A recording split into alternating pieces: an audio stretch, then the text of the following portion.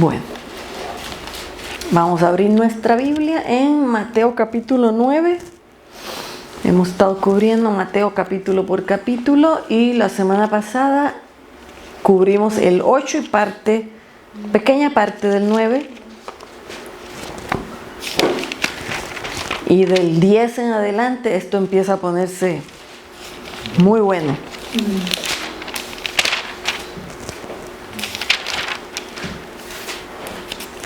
Vimos la semana pasada, para hermanas que no estuvieron aquí, capítulo 9, versículo del 1 al 8, no voy a volver, pero fue la sanidad del paralítico aquel que habían traído, ¿verdad?, en camilla, y llegaron hasta donde estaba Cristo y él se asombró porque lo bajaron desde la azotea. En Mateo no están todos los detalles, pero están en el Evangelio de Marcos y Lucas, da más detalles. Así que este hombre paralítico, ¿verdad?, en camilla, Jesús vio la fe de él y le dice: hijo, ánimo, tu fe te ha sanado, ¿verdad? Tu fe te ha salvado. Y los fariseos y los escribas estaban por allí y estaban pensando mal de Jesús, como siempre, ¿verdad? Jesús le dijo, antes de decirle tu fe te ha sanado, le dijo: tus pecados te son perdonados. Y cuando ellos oyeron a un hombre decir tus pecados te son perdonados, automáticamente dijeron: esto es blasfemia, porque ¿quién puede perdonar pecados sino solo Dios? Pero como Jesús era Dios, ellos así no lo entendían. Enseguida en su corazón empezaron a decir: este está blasfemando. ¿Quién puede perdonar pecados sino Dios?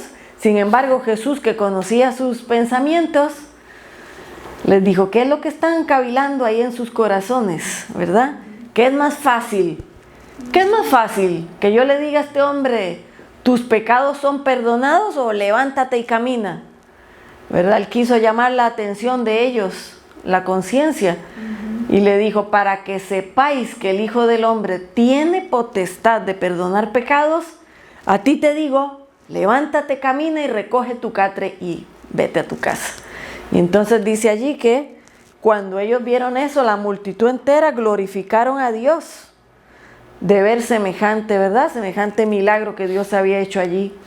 Con eso el Señor demuestra que Él era Dios, porque solo Dios, Él no estaba contradiciendo su palabra, pero como Él es Dios, Él sí tenía la autoridad de perdonar pecados. Ningún hombre tiene autoridad de perdonarle los pecados a nadie, ¿verdad? Y en la religión del catolicismo romano tienen esa tradición, tienen esa costumbre de que usted va con el sacerdote a confesarle sus pecados, y el sacerdote es el que lo declara libre de pecado después de confesión, y el sacerdote aplica la penitencia o lo que tiene que hacer esa persona para que escarmiente, ¿verdad?, según ellos. Pero eso no es bíblico, eso no está en la palabra de Dios. Solo Dios perdona pecados. Amén. Entonces dice allí, versículo 9, que es donde lo comenzamos aquí. Antes de que lo lea, voy a darles un resumen de todo este capítulo 9. Este capítulo 9 se divide en 9 asuntos, 6 milagros. En todo el capítulo 9 vemos 9 situaciones, y de esas 9, 6 son milagros que hizo Jesús. Sanidades, milagros, y echó fuera también demonios, ¿verdad? Entonces ya vimos en la primera parte que fue la sanación de este paralítico. De allí el Señor prosigue su camino. Y tenemos el otro asunto que no es un milagro, sino versículos 9 al 13, es el llamamiento de Mateo. Mateo era fue uno de los 12 apóstoles, porque Jesús lo llamó.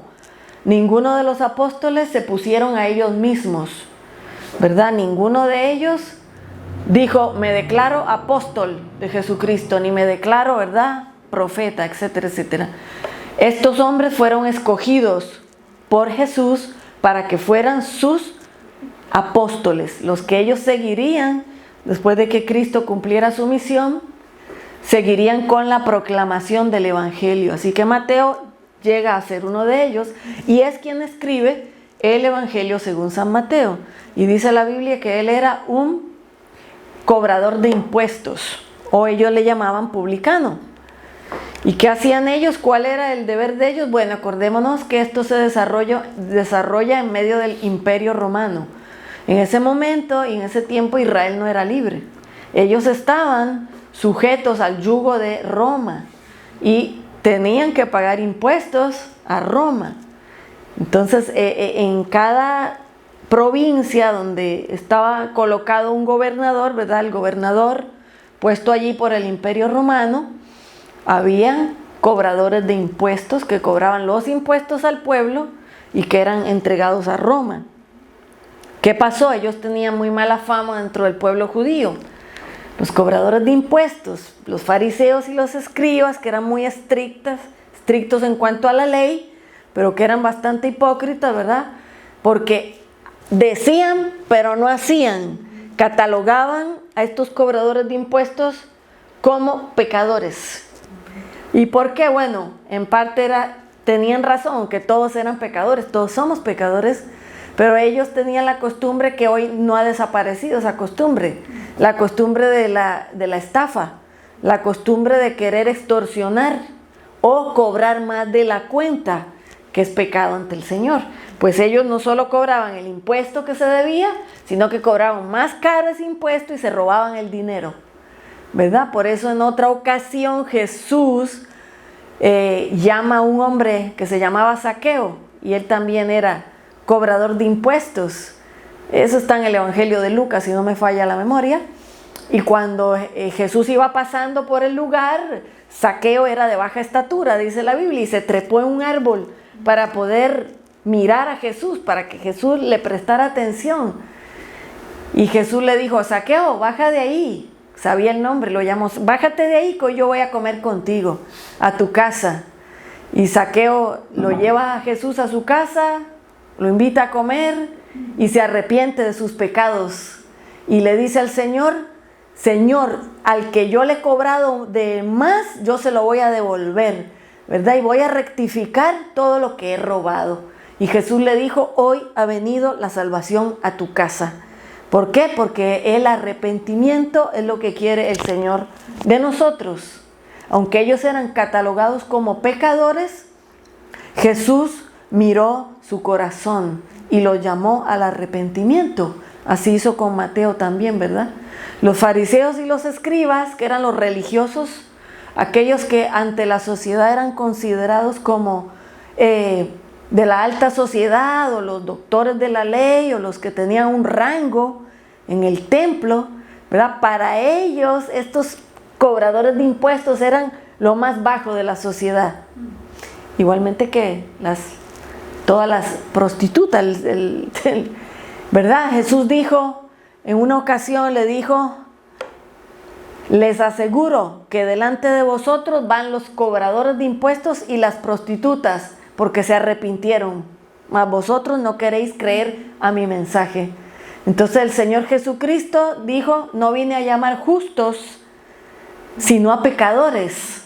¿Será que habrá alguno justo entre nosotros? No, nadie, no hay uno justo, dice la Biblia. Todos a una se desviaron, delante de Dios no hay un solo justo, solo Cristo. Pero en lo que se refirió es a aquel que se cree justo siendo pecador. Ese no quiere reconocer que está mal delante de Dios, por tanto no le hace efecto la palabra del Evangelio. Solo un corazón humilde le hace efecto la palabra de la salvación. ¿Por qué? Porque es el corazón que se arrepiente. Y así le sucedió a Mateo, y dice allí, voy a leerlo rapidito, dice: y pasando Jesús de allí, vio a un hombre llamado Mateo, sentado en el lugar de los tributos públicos, y le dijo: sígueme.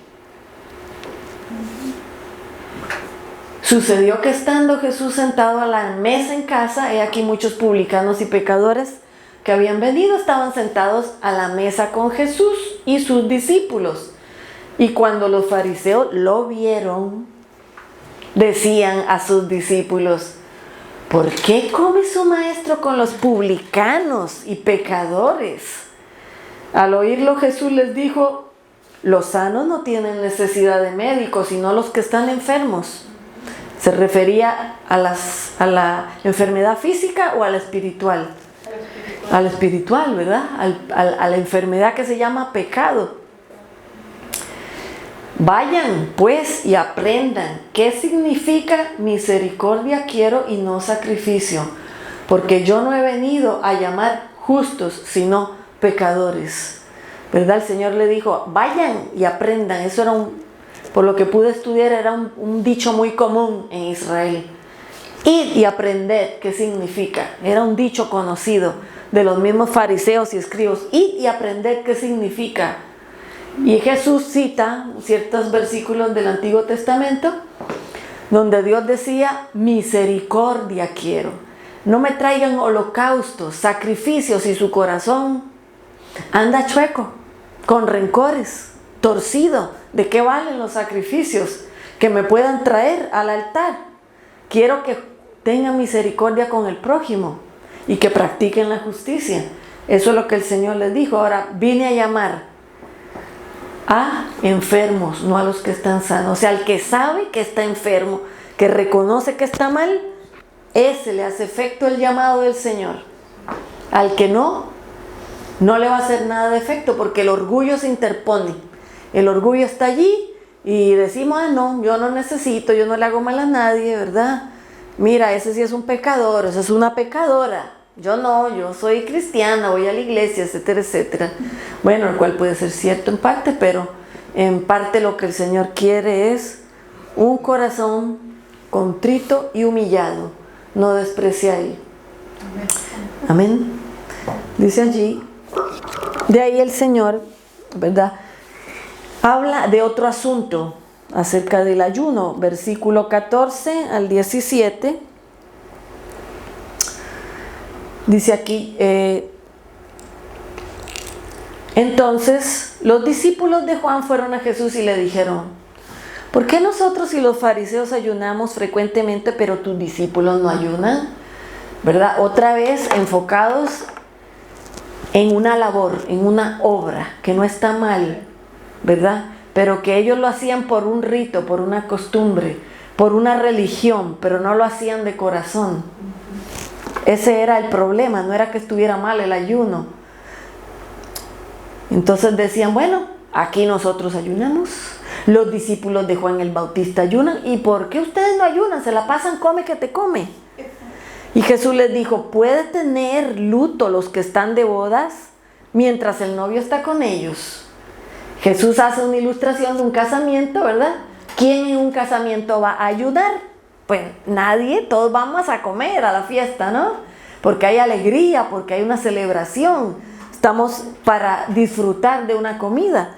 Jesús les dijo en sentido figurado: ellos no tienen por qué ayunar porque yo estoy con ellos, no están tristes, no tienen problemas, no tienen necesidades.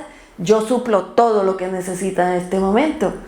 Pero vendrá un día en que ayunarán cuando el novio les sea quitado, ¿verdad? Entonces el Señor no dijo: no tienen que ayunar. Dijo: ahora no tienen por qué ayunar. Va a llegar el día en que tendrán que ayunar. ¿Por qué? Porque el novio les será quitado, ya no estarán conmigo allí, presente, carne y hueso. Ellos estuvieron 3 años de un curso intensivo con Cristo, ¿verdad? Aprendiendo, absorbiendo, viendo lo que Él hacía, viendo cómo Él oraba al Padre. Era un entrenamiento para ellos. Pero cuando ellos terminan el entrenamiento, Cristo va a la cruz, resucita, ya ellos quedan a cargo de esparcir las noticias del Evangelio. Y había la necesidad entonces de intenso ayuno y oración. Le dice una ilustración aquí, que cuesta a veces un poco entenderla, pero le dijo: nadie pone un parche de tela nueva en un vestido viejo, porque el parche tira del vestido y la rotura se hace peor. Ese es un ejemplo que les puso el Señor. O sea, tampoco echan vino nuevo en odres viejos, perdón. Un odre, ¿verdad? Nosotros no estamos muy familiarizados con esos términos, pero en aquellos tiempos así era como como el jugo de uva se fermentaba, ¿verdad? Lo metían en unos recipientes, por así decirlo, que eran pieles de animales. Eso eran los odres, eran cueros de animal que al ser nuevo, ¿verdad? No estaba curtido ese cuero. Es como el cuero que utilizan para los abrigos, para eso tiene que tener un proceso ese cuero para que, ¿verdad? Secarlo, hay que quitarle el pelo, hay que dejarlo que se seque, lo sumergen en ciertas sustancias para que adquiera el curtido que necesita. Pues así era con el vino. Jesús dijo, no se echa un vino nuevo en un recipiente viejo, porque los odres se rompen. O sea, si el recipiente estaba viejo, no iba a soportar que el vino se fermentara, porque al fermentar se produce alcohol. Sino que dijo, y los odres se echan a perder. No es apropiado, todo tiene su lugar y todo tiene su momento y su forma de hacerlo. Más bien, vino nuevo en odres nuevos. O sea, al vino, al ser nuevo, está nuevo, comienza el proceso de fermentación. También el odre, esa piel estaba nueva y juntos iban haciendo el proceso. Y ambos se conservan. Lo que el Señor Jesús quiso decir, ahora no ayunan porque no es necesario. Llegará un día en que será necesario. Eso es todo lo que Él significa eso. Versículo 18 dice, mientras Él les hablaba estas cosas, he aquí vino un hombre principal y se postró delante de Él diciéndole, mi hija acaba de morir, pero ven, pon tu mano sobre ella y vivirá. Ese es el milagro que el Señor hizo. Él se llamaba Jairo, que él era un jefe de la sinagoga. Jesús se levantó y lo siguió con sus discípulos. Y he aquí una mujer que sufría de hemorragia desde hacía 12 años se le acercó por detrás y tocó el borde de su manto. Mateo hace un recuento corto de estas historias. En Lucas y en Marcos tenemos otros detalles y dice que cuando aquel hombre que se le acercó le dijo, mi hija ha muerto, pero ven, tenía fe, yo sé que tú la puedes resucitar.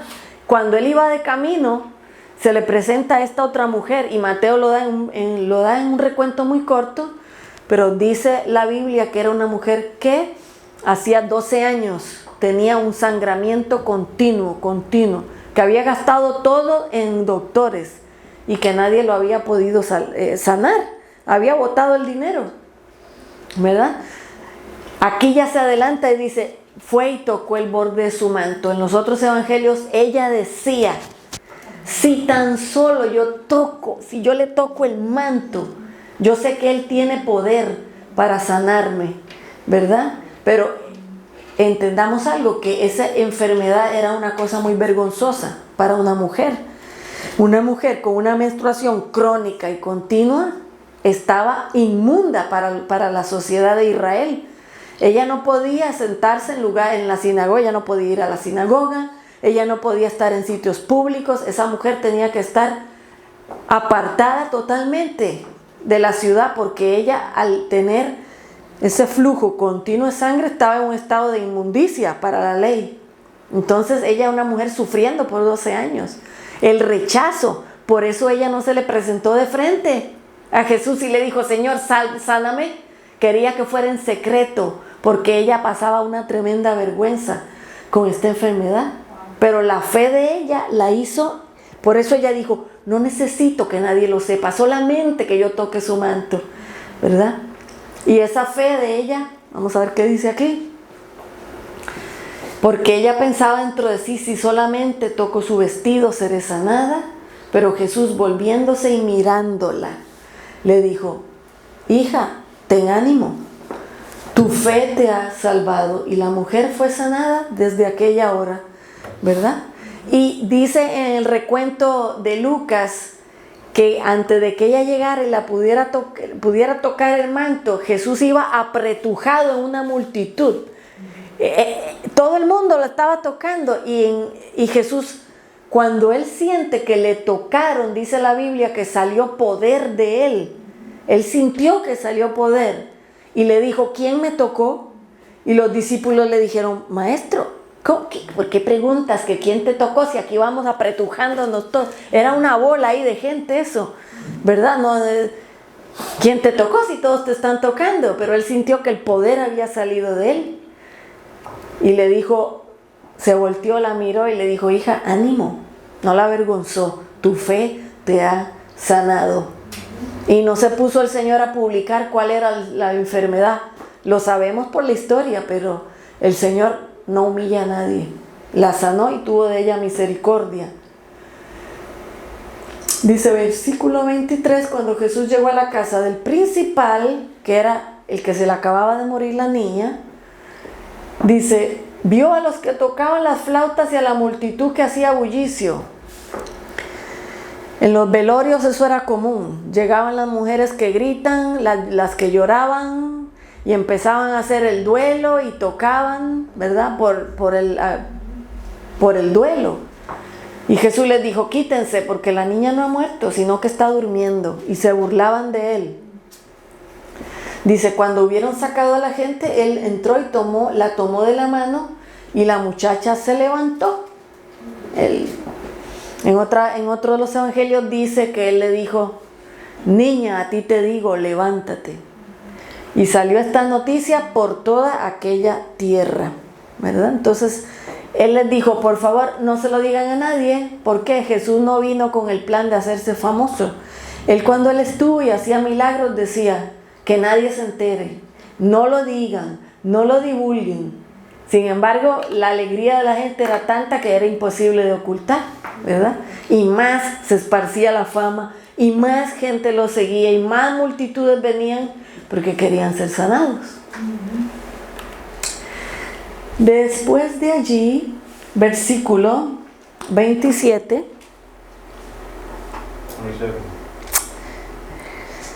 Otro milagro más. Dice que se le acercaron dos cieguitos, dos hombres ciegos. Lo siguieron clamando a gritos. ¿Qué podían hacer los pobres si no veían? Solo gritar, gritar. Gritaron, ten misericordia de nosotros, hijo de David. Y gritaban más fuerte. Cuando él llegó a la casa, los ciegos vinieron a él y Jesús le dijo, ¿creen que puedo hacer esto? Notemos que en todo momento el Señor miraba la fe, porque dice la Biblia que sin fe es imposible agradar a Dios. Cada milagro y cada situación que Él hizo de sanidad, la fe estaba de por medio, todo el tiempo. Es algo que quiere el Señor de nosotros, que confiemos en Él cuando estamos en problemas. Cuando tenemos situaciones que parecen imposibles, para Él no hay nada imposible. Él dice, ¿habrá algo difícil para mí? Dice Jehová. Para Dios no hay nada imposible. El elemento de la fe tenemos que cultivarlo y pedirle a Dios que crezca cada vez más. Así que le dijo, ¿ustedes creen que yo puedo hacer esto? Si ellos hubieran dudado, yo no sé si el Señor los hubiera sanado. En otra parte del Evangelio dice que en su pueblo, en Nazaret, no pudo hacer casi nada de milagros. ¿Podía o no podía? Sí podía, para Dios, pero ¿por qué no? Porque la gente no creía por incredulidad. Por incrédulos, dice, apenas sanó a uno que otra persona. Por la incredulidad que tenían. Entonces les tocó los ojos diciendo, conforme a la fe de ustedes, les sea hecho, ¿verdad? Conforme a la fe. El hombre de la niña, él tenía fe y aunque la niña estaba muerta, él dijo, yo creo que tú la puedes levantar. Aquel paralítico en el catre, con la fe que tenían, en Mateo no lo dice, pero en el otro evangelio dice que lo tiraron desde arriba, lo colgaron con unas sogas descolgado, porque no podían pasar del gentío que había. Así que la fe es un elemento importante para el cristiano. Y los ojos de ellos fueron abiertos. Entonces Jesús les encargó rigurosamente diciendo, miren que nadie lo sepa. Vemos continuamente que Jesús no quería fama. Él no vino para que lo convirtieran en rey. En ese momento Él vino con el propósito de morir en la cruz para pagar por nuestros pecados. Así que en ese momento Él no vino con la intención de que lo sirvieran, sino de servir, como dice la palabra de Él. Pero ellos salieron y difundieron su fama por toda aquella tierra. Y mientras aquellos salían, he aquí, le trajeron un hombre mudo, endemoniado. no solo estaba mudo, sino que también tenía un demonio adentro. Tan pronto fue echado fuera el demonio, el mudo habló. O sea, Jesús reprendió al demonio y el hombre pudo hablar. Y las multitudes se maravillaban diciendo: nunca se ha visto semejante cosa en Israel. Él hizo milagro tras milagro, sanidad tras sanidad por su misericordia, ¿verdad? Y se maravillaban. Se maravillaban. Y ahí vemos un detalle, que los demonios, al poseer a las personas, pueden causar enfermedades, pueden causar impedimentos, pueden causar. La mayoría de los demonios que sacó el Señor o era mudo o a veces tenían algún tipo de incapacidad física, porque los demonios atan a la persona de una forma o de otra. Como vimos la semana pasada en capítulo 8, el encuentro de Cristo con aquellos endemoniados de Gadara, ¿verdad? Reconocían primero que nada al Hijo de Dios, lo reconocían como Dios. Y muchas veces tenían a esa persona atormentada. Así que dice aquí, vamos a ver versículo 34, ¿qué dijeron los fariseos al ver este milagro? Pero los fariseos decían: por el príncipe de los demonios, echa fuera los demonios. En otras versiones dice por Belzebul, que era el príncipe de los demonios. Entonces atribuyeron ese milagro al diablo. Los fariseos estaban tan ciegos espiritualmente que en lugar de ver el poder de Dios en Cristo, dijeron: es que él tiene porque él tiene el príncipe de los demonios. Cometieron esa tremenda blasfemia a los ojos de Dios. Versículo 35 dice: Jesús recorría las ciudades y las aldeas, enseñando en sus sinagogas, predicando el evangelio del reino y sanando toda enfermedad y toda dolencia. Y cuando vio las multitudes, tuvo compasión de ellas, porque estaban acosadas, desamparadas como ovejas que no tienen pastor. Entonces le dijo a los discípulos: a la verdad que la mies es mucha, pero son poquitos los obreros. ¿Verdad? ¿Eso qué significaba? La mies es el campo, del evangelio, la evangelización. El mundo entero necesita oír la palabra de salvación, pero pocos son los que van y predican. Rogad, dijo Jesús, rueguen al dueño de la mies que mande obreros a la mies, ¿verdad?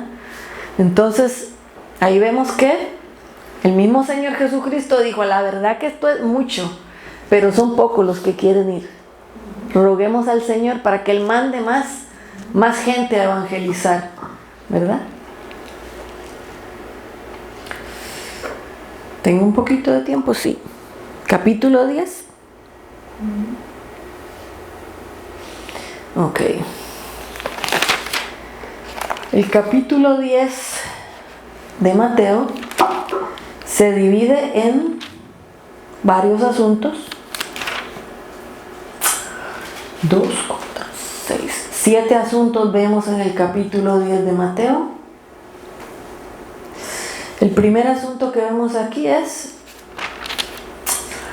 cuando el Señor nombra a sus apóstoles, ¿verdad? Dice: y llamando a sus 12 discípulos les dio autoridad sobre los espíritus inmundos para que los echaran fuera y sanaran toda enfermedad y toda dolencia. Los nombres de los 12 apóstoles son: el primero, Simón, llamado Pedro; Andrés su hermano, Jacobo el de Zebedeo y Juan su hermano; Felipe y Bartolomé, Tomás y Mateo el publicano; Jacobo el de Alfeo y Tadeo; Simón el cananita y Judas Iscariote el que lo entregó.